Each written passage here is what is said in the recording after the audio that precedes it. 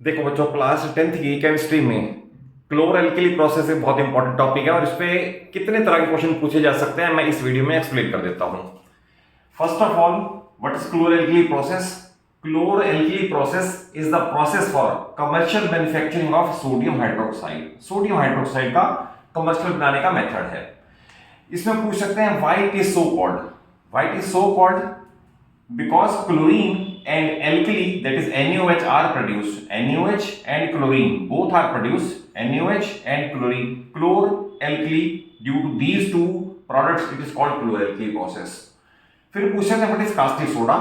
तो caustic soda is the common name of sodium hydroxide. White colour की flakes होती हैं, सफेद रंग की पपड़ियां, that is white flakes, it is called caustic soda.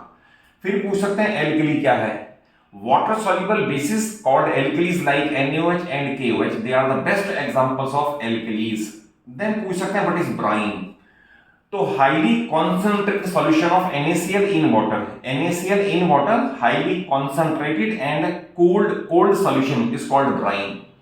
तब पूछ सकते हैं इस रिएक्शन में एक सब्सटेंस है हाइग्रोस्कोपिक। ये क्या हाइग्रोस्कोपिक क्या है? तो हाइग्रोस्कोपिक NaOH की नेचर हाइग्रोस्कोपिक है, दैट इज ये एयर से मॉइस्चर को एब्जॉर्ब कर लेता है, it is hygroscopic in nature.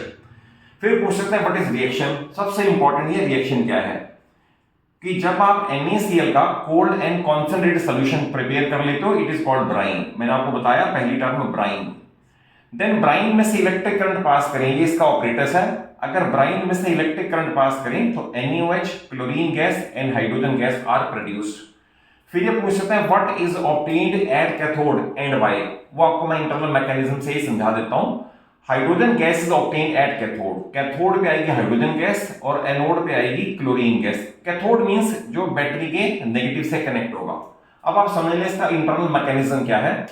NaCl it ionizes in water to form sodium ion and chloride ion.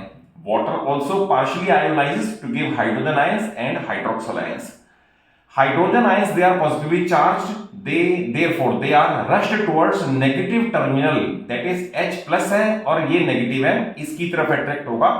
तो hydrogen ion reach at cathode and gain electron to form hydrogen atom.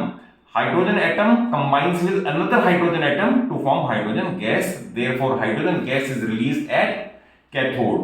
और अगर 9th और 10th की physics chemistry maths की concept based videos में कम से कम time में ज्यादा से ज्यादा नॉलेज चाहिए तो आप मेरे चैनल को जरूर सब्सक्राइब कर लें। All videos and shorts are knowledge packed videos.